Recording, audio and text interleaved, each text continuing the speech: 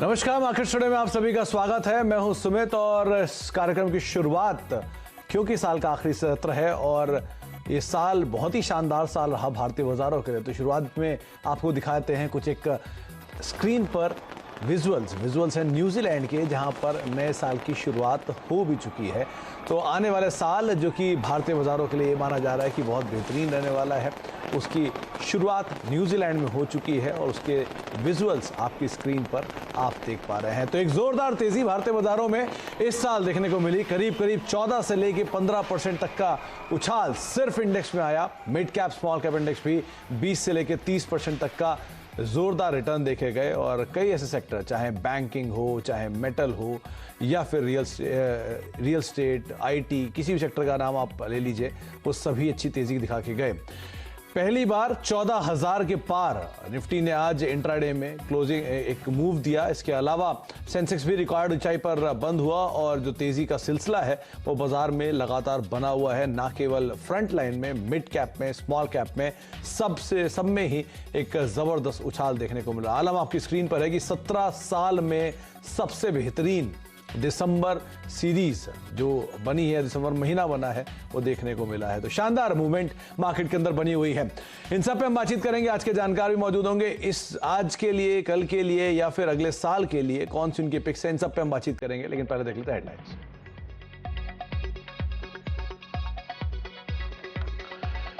जाते हुए साल को निफ्टी ने दी 14,000 की सलामी। 2003 के बाद सबसे बेहतरीन दिसंबर, तो वहीं इस साल 15% मजबूत हुआ बाजार। आज एक्शन में रहे रियल्टी, मेटल और फार्मा। 2020 में हेल्थ केयर सेक्टर ने सुधारी निवेशकों की सेहत। 60% के जोरदार रिटर्न। आईटी इंडेक्स ने भी दिया 55% के रिटर्न के साथ किया धमाल। कंज्यूमर ड्यूरेबल, एफएमसीजी, मेटल शेयरों में भी जोरदार कमाई।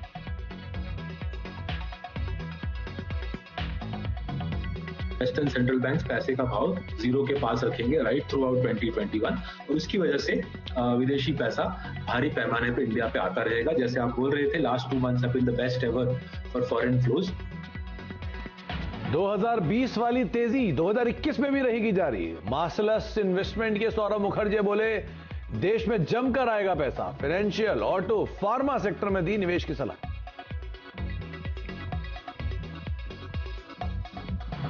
नए साल से फ्यूचर एंड ऑप्शंस में होंगे निफ्टी फाइनेंशियल सर्विसेज की एंट्री। नए इंडेक्स में होंगे 20 शेयर। हर हफ्ते होगी एक्सपायरी। वहीं एचडीएफसी, एएमसी, आरती इंडस्ट्रीज और डॉक्टर लाल पैथलैब भी फ्यूचर एंड ऑप्शन में होंगे शामिल।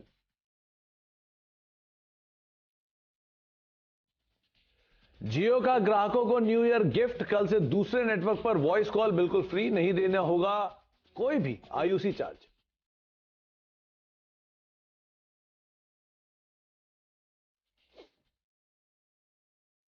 तो भारतीय बाजारों में तेजी का रुख बना हुआ है और उसी के चलते आज 14,000 का लेवल भी भारतीय बाजारों ने पार किया। हालांकि ऊपरी से थोड़ी सी मुनाफा वसूली एक समय में देखने को मिली, लेकिन सेकेंड हाफ में मार्केट में दोबारा मोमेंटम गैदर किया और उसके बाद लोअर लेवल से पुल बैक दिखाया। क्लोजिंग आते आते फिर से फ्लैट और एक बड़े रेंज के अंदर मार्केट्स में आज कामकाज हुआ। तो स्क्रीन पे आप वो आंकड़े देख पा रहे हैं, तेजी, फिर गिरावट, फिर तेजी, फिर गिरावट, फिर स्ट्रॉन्ग पुल बैक, फिर गिरावट, फिर पुल बैक और उसके बाद लास्टली फ्लैट क्लोजिंग देखने को मिली। करीब 80-90 अंकों की एक रेंज निफ्टी में आज के सत्र के अंदर बनते हुए दिखाई पड़ी।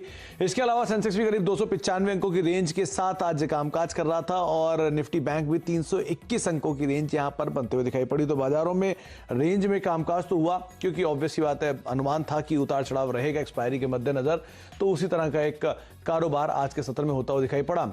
आपकी स्क्रीन पर एडवांस डिक्लाइन के आंकड़े हैं, जो कि निफ्टी में करीब 22 शेयर तेजी के हैं। 28 शेयरों में बिकवाली रही। सेंसेक्स के करीब 11 शेयरों में तेजी रही और 19 शेयरों में बिकवाली रही और निफ्टी बैंक के 4 शेयरों में आज तेजी देखने को मिली। करीब 8 शेयर जो हैं वो बिकवाली के साथ बंद होते हुए दिखाई पड़े। फ्यूचर एंड ऑप्शन में 72 शेयरों में तेजी, 68 शेयर जो कि गिरावट के साथ आज बंद हुए और बीएससी में 1766 शेयरों में तेजी, करीब 1244 शेयरों में बिकवाली और एनएससी में भी जो दायरा है वो तेजी की साइड पे ही आपको ज्यादा दिखाई पड़ेगा।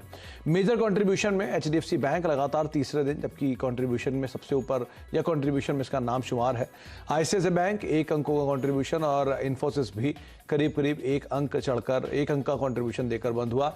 गिरने वाले शेयरों में आज सामने था टीसीएस करीब 1 अंक नीचे, रिलायंस और बजाज फाइनेंस। तो मोर और लेस मार्केट में फ्लैटिश टोन पे जो कामकाज हुआ उससे कंट्रीब्यूशन आपकी स्क्रीन पर आपको दिखाई पड़ रहे हैं। लाइफ हाई पर share HDFC limited, Titan, Asian paint जो कि लगातार इस साल के आउट परफॉर्मर के तौर पर कामकाज करते रहे हैं। चलिए, आज हमारे साथ मौजूद है श्रीकांत चौहान, आपको भारतीय बाजारों पर अपनी रणनीति बताएंगे अगले सत्र के लिए, यानी कल के सत्र के लिए, और साथ ही साथ अगले साल के लिए भी वो आपको अपनी रणनीति बताएंगे। और उसके अलावा हमारे साथ यतिन भी मौजूद हैं जो कि आपको रोज बरोज डीलर्स रूम का हाल बताते हैं। तो श्रीकांत, क्योंकि साल का आखिरी दिन है, सबसे पहले तो मैं आपसे यही पूछना चाहूंगा कि आज क्या प्लान है आपका, आज शाम को क्या करने वाले हैं आप?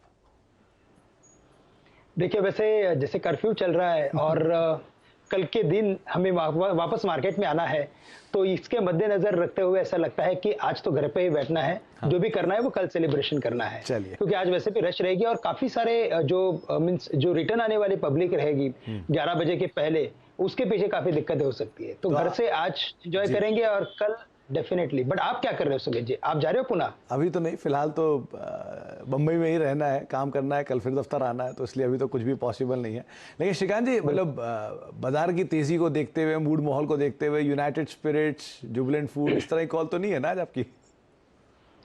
देखिए, वहां पे तेजी बिल्कुल देखने मिली है, लेकिन मुझे लगता है कि वहां पे काफी कंसेंसस बाय है और काफी सारे लोगों के पास काफी अच्छे इन्वेस्टमेंट्स पड़े हैं और इनफैक्ट सभी लोग उसमें इंतजार कर रहे हैं। बट यहाँ पे मेरे पास कुछ और अच्छे स्टॉक्स है कि जिन्हें हमें लगता है कि इस साल में हम अगर पकड़ लेते हैं या तो अगर कोई भी गिरावट में बाय करते हैं तो मुझे लगता है काफी अच्छे रिटर्न्स बन सकते हैं। चलिए, उन पर अब चर्चा करते हैं। तो पहले श्रीकांत जी, अब मार्केट पे अपना व्यू दीजिए। लगातार आपने तेजी का जिक्र किया पूरे हफ्ते, और बाजार ने पूरे हफ्ते आपके जो इशारे थे उसी पे ही बाजार चला भी, नए हाइस बनाता गया और 14,000 का जो फाइनली आंकड़ा जिसकी आप बात करते हैं वो पार भी हो गया।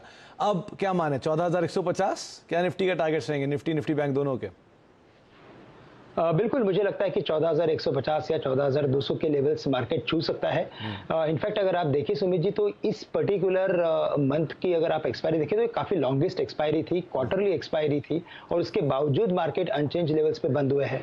तो ये क्लियरली इंडिकेट करता है कि मार्केट में अभी भी काफी तेजी का मोमेंटम है और आने वाले हफ्ते में हमें लगता है कि और भी हमें तेजी देखने मिलेगी।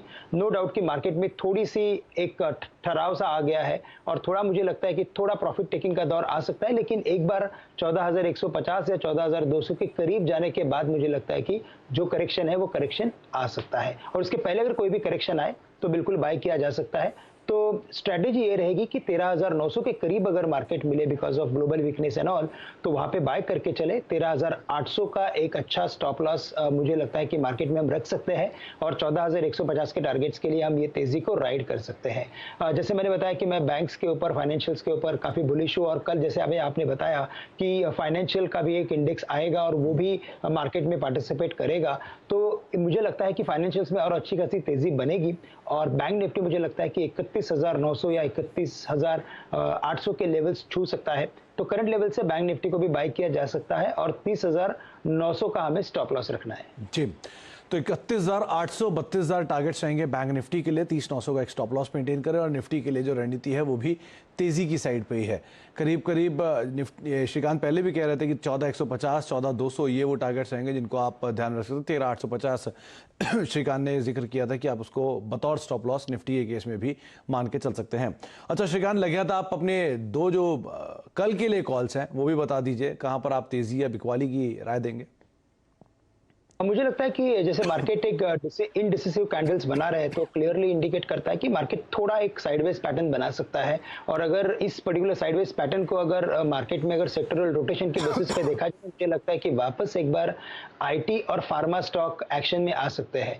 तो कल के दिन में मुझे लगता है कि इन्फोसिस हम बाय करके चल सकते हैं। 1255 के करीब का बंद है, यहाँ पे हमें लगता है कि ये स्टॉक 1300 के टारगेट्स को छू सकता है। तो करंट लेवल से इन्फोसिस को बाय करके चले, और यहाँ पे हमें स्टॉप लॉस रखना है 1220 का। साथ ही साथ मुझे लगता है कि डॉक्टर रेड्डी पे हमें ध्यान देना है, जहाँ पे हमें लगता है कि टारगेट 5400 के नजर आएंगे, और हमें जो स्टॉप लॉस रखना है वो रहेगा स्टॉप लॉस 5,100 का। तो पहला नाम इन्फोसिस है, 1,300 रुपए के टारगेट्स के लिए आप खरीदारी करें, और दूसरा नाम है डॉक्टर रेड्डीज, करीब 5400 के टारगेट्स आप यहाँ देख सकते हैं। 5100 का एक स्टॉप लॉस मेंटेन करें, और आप ना भूलें कि ये दो वही सेक्टर हैं जो कि इस साल सबसे बेहतर प्रदर्शन देकर गए। फार्मा करीब 60% और आईटी जो कि अपने ऑल टाइम हाई पर ऑलरेडी कामकाज कर रहा है। अच्छा श्रीकांत, अब साल की बात हो रही है तो लग गया 2 शेयर साल के लिए बता दीजिए कि कहाँ इस साल नजर रखी जाए। आपने तो कहा कि बहुत सारे अच्छे अच्छे शेयर हैं जहां पर अभी भी दांव लगाया जा सकता है, तो नाम कौन से होंगे? बिल्कुल, इनफैक्ट जैसे अभी आपने बताया आईटी और फार्मा अगर देखें तो उसमें जो दिग्गज थे वो इन्फोसिस था जिसने कुछ 70% के रिटर्न दिए थे और डॉक्टर रेड्डी जिसने 80% के रिटर्न दिए थे। मुझे लगता है इनमें तो तेजी रहेगी ही रहेगी, लेकिन साथ ही साथ मुझे लगता है कि एक जो डिजिटल के ऊपर फोकस आ रहा है, एक इंटरनेट या नेट बेस्ड कंपनीज के ऊपर जो फोकस आ रहा है, तो वहां पे मुझे लगता है कि हमें फोकस करना है। और अगर सबसे बढ़िया अगर कोई उसमें अगर शानदार अगर कोई पीक है तो वो है नौकरी info-edge.com कि जहां पे अभी 4700 4800 के स्तर चल रहे हैं। मुझे लगता है कि ये स्टॉक 6500 के लेवल्स इस साल के दौरान छू सकता है और यहाँ पे हमें स्टॉप लॉस रखने हैं तकरीबन 4000 के करीब के। तो स्टॉप लॉस थोड़ा बड़ा है क्योंकि ये ईयरली पीक है। और साथ ही साथ मुझे लगता है कि IRCTC यहाँ पे भी अगर आप देखें तो इसकी अच्छी खासी मोनोपोली है अपने बिजनेस में और एक ऑफर फॉर सेल का जो एक डर था वो निकल चुका है। तो यहाँ पे मुझे लगता है कि हम स्टॉप लॉस रख सकते हैं 1300 के करीब का और टारगेट्स रखेंगे हम 2000 के करीब के। तो दोनों में अगर आप देखें तो अपसाइड तकरीबन 35% की है।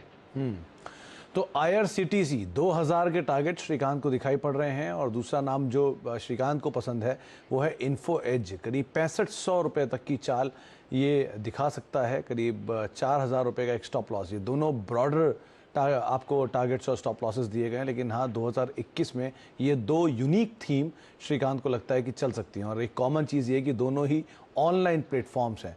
तो इसीलिए अगला डिजिटल ट्रांसफॉर्मेशन जो होने वाला है उसमें श्रीकांत को लगता है कि ये पार्टिसिपेट कर सकते हैं। अच्छा, अब कुछ और स्टॉक्स की बात करते हैं जिन पे आप नियर टर्म में नज़र रख सकते हैं, यानी कल के लिए, परसों के लिए नज़र रखें।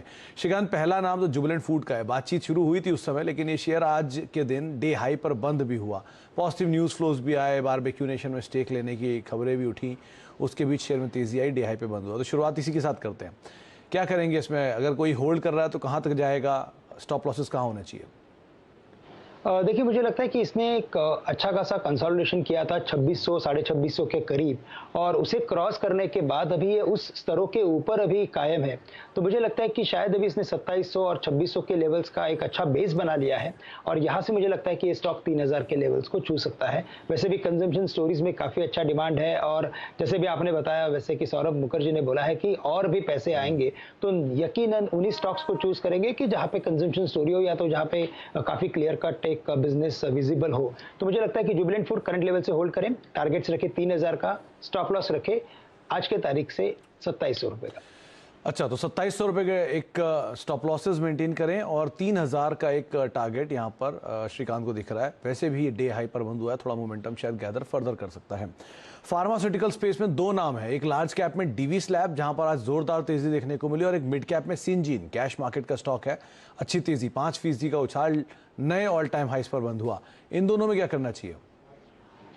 देखिए, इसमें डीवीज की तो अगर आप बात करें तो वहां पे तो एक लगातार तेजी बनी है और मुझे लगता है कि ये स्टॉक में करेक्शन नाम की बात ही नहीं है। तो करेक्शन अगर जो भी आ रहा है उसमें बाइंग अपॉर्चुनिटी बन रही है। तो बिल्कुल मुझे लगता है कि ये स्टॉक 4000 के एक इमीडिएट टारगेट के लिए जा सकता है क्योंकि हम शॉर्ट टर्म की बात कर रहे हैं। तो वहां पे मुझे लगता है कि 4000 के स्तर को छू सकता है। 3770 का स्टॉप लॉस हम मेंटेन कर सकते हैं। साथ ही साथ मुझे लगता है कि सिंजिन की अगर आपने बात की है और ये स्टॉक मुझे भी पसंद है, मुझे लगता है कि इसने अच्छी खासे एक साइडवेज कंसोलिडेशन का ब्रेकआउट किया है और ये स्टॉक तकरीबन 680 से लेकर 700 के लेवल्स छू सकता है। तो सिंजिन को भी बाय करके चले। यहाँ पे हम स्टॉप लॉस रख सकते हैं 620 के करीब का, टारगेट्स रखेंगे 700 के करीब के। तो 620 का एक स्टॉप लॉस और 700 के टारगेट सिंजीन के लिए, और डीवी स्लैब तो लगातार तेजी में है ही, तो आप उसके लिहाज से भी अपनी रणनीति रख सकते हैं। अच्छा, मेटल स्पेस या steel authority of India limited एक और नाम है जो कि अच्छा चला, वैसे भी तेज़ी में है। हम बात कर रहे थे तो कहा था 70 रुपये के आसपास थोड़ी सी प्रॉफिट टेकिंग आएगी, लेकिन उन लेवल्स को भी ब्रीच करता हुआ निकल गया और 74 के लेवल्स पर अब पहुंच चुका है। डे हाई पे बंद हुआ, क्या किया जाए? देखिए, इसमें जो तेजी बनी है अगर आप देखें तो मेटल इंडेक्स, ये तीसरा इंडेक्स है कि जो आईटी और फार्मा के बाद इस साल में अगर परफॉर्म किया हो तो मेटल इंडेक्स ने किया था। तो मुझे लगता है कि अभी यहाँ पे अंडर परफॉर्मेंस जिधर भी है, जैसे स्टील अथॉरिटी में है, तो वहाँ पे मुझे लगता है कि शायद अच्छी तेजी बनेगी। और अभी तो ये बाइंग हुई है काफ़ी बड़े वॉल्यूम्स के साथ, बड़े प्राइस रिट्रेसमेंट के साथ ये स्टॉक ऊपर जा रहा है। तो ये यकीनन मुझे लगता है कि स्टॉक 100 रुपये के स्तरों को छू सकता है, लेकिन पोजिशनल बाय करें क्योंकि शॉर्ट टर्म में ये काफ़ी बढ़ चुका है। तो करंट लेवल से अगर कोई भी करेक्शन अगर आए तो बाय करें 65-66 के करीब। टारगेट्स हम रखेंगे 90 से लेकर 100 रुपए के करीब के, और मुझे लगता है कि शायद ये 60 रुपए के नीचे आने वाले दिनों में बिल्कुल स्टॉक नहीं जाएगा, तो 60 रुपए के स्टॉप लॉस के साथ बाय करें। तो 60 का स्टॉप लॉस और खरीदारी करके चल सकते हैं, ये आपको श्रीकांत राय दे रहे हैं। अच्छा, पीएसयूज की बात हो भी रही है श्रीकांत, तो बीईएल और नाल्को दो नाम और देखिए, दोनों में आज एक अच्छी खरीदारी थी। डेरिवेटिव साइड पर दोनों बढ़िया मूव दे रहे थे, मिड कैप स्पेस में और साथ साथ डेरिवेटिव साइड पर। क्या किया जाए? बीईएल करीब करीब 5% की तेजी के साथ डे हाई पर बंद हुआ 120 के आसपास, और नाल्को में भी मूव था, क्या करें आप? देखिए, वैसे नाल्को में मूव तो आना जरूरी भी बनता है, क्योंकि मार्केट में जो अंडर परफॉर्मेंस है मेटल स्टॉक्स में, जहां पे भी अंडर परफॉर्मेंस है वहां पे मुझे लगता है कि और बाइंग बनेगी और ये सेक्टर और थोड़ा उभरेगा। जैसे पूरी सीमेंट सेक्टर में हमने तेजी देखी थी, अभी मुझे लगता है शायद मेटल्स की बारी रहेगी, और इसके लिए मुझे लगता है कि ये बिल्कुल स्टॉक अच्छा है। लेकिन अगर फोकस करना है तो दिग्गजों पे फोकस करें, स्टील अथॉरिटी, टाटा स्टील या तो जिंदल स्टील एंड पावर पे फोकस करें। और भारत इलेक्ट्रॉनिक्स, जैसे अभी आपने बताया कि पब्लिक सेक्टर एंटरप्राइजेस में तेजी बनी है, और अगर इसमें अगर तेजी बनती है तो मैंने देखा कि सबसे ज्यादा अगर आउट परफॉर्मेंस अगर कोई स्टॉक देता है तो वो भारत इलेक्ट्रॉनिक्स ही देता है।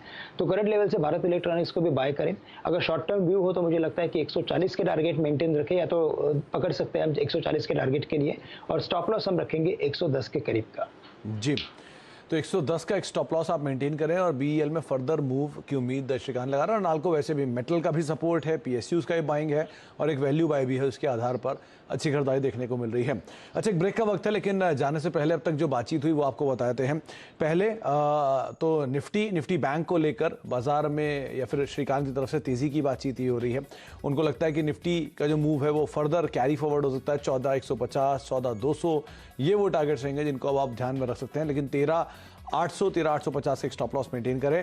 निफ्टी बैंक के लिए 31,800, 32,000 ये टारगेट्स श्रीकांत को दिख रहे हैं। श्रीकांत की खुद की जो दो पसंद है कल के लिए, उसमें एक इन्फोसिस है, 1300 के टारगेट के लिए आप ध्यान में रखें, 1220 रुपए के स्टॉप लॉस रखें। और डॉक्टर रेड्डीज 5400 के टारगेट्स के लिए खरीदारी करें, 5100 का एक स्टॉप लॉस मेंटेन कर सकते हैं। इसके अलावा लंबी अवधि के लिए श्रीकांत को लगता है कि अच्छा मूव देखने को मिल सकता है इन्फो एज में, या फिर जो आईआरसीटीसी है वहां पर तेजी आ सकती है। इसके अलावा जुबिलेंट फूड में तेजी की बातचीत श्रीकांत कर रहे हैं। सिंजिन 680-700 तक की चाल दिखा सकता है, सेल 100 रुपए तक की चाल दिखाएगा, और बीईएल 140 रुपए के टारगेट्स के लिए आप यहां पर भी दाव लगा सकते हैं। 110 का स्टॉप लॉस मेंटेन कर सकते हैं।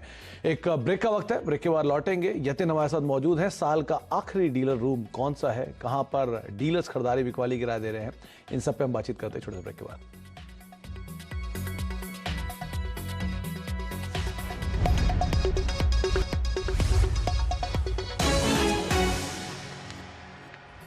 आप देख रहे हैं मार्केट्स टुडे। हमारे साथ आज के जानकार श्रीकांत चौहान मौजूद हैं, और हम बात कर रहे हैं बाजार को लेकर, आज के लिए यानी कल के लिए या फिर अगले साल के लिए किस तरह की रणनीति आपको रखनी हो।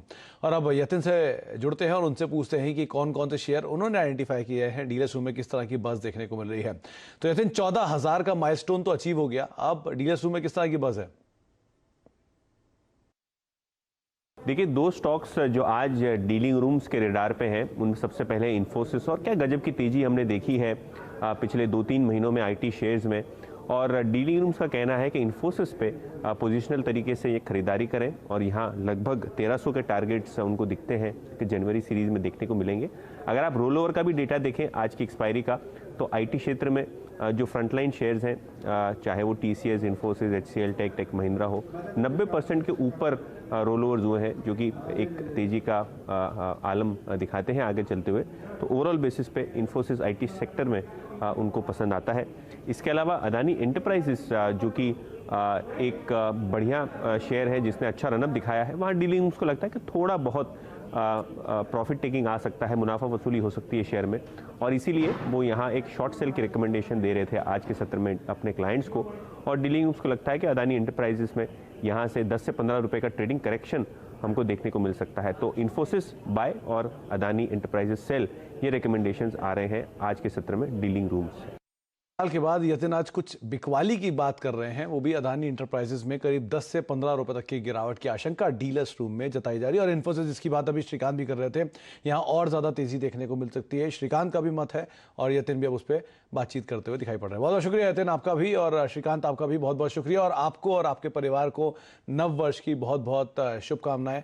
उम्मीद रखते हैं कि 2020 जितना बाजारों के लिए अच्छा था, 2021 उससे बेहतर होता हुआ दिखाई पड़े। श्रीकांत, आपको भी बहुत बहुत मुबारकबाद और सभी दर्शकों को CNBC आवाज़ के नव वर्ष की, आने वाले साल की बहुत बहुत शुभकामनाएं। इसी नोट के साथ नमस्कार।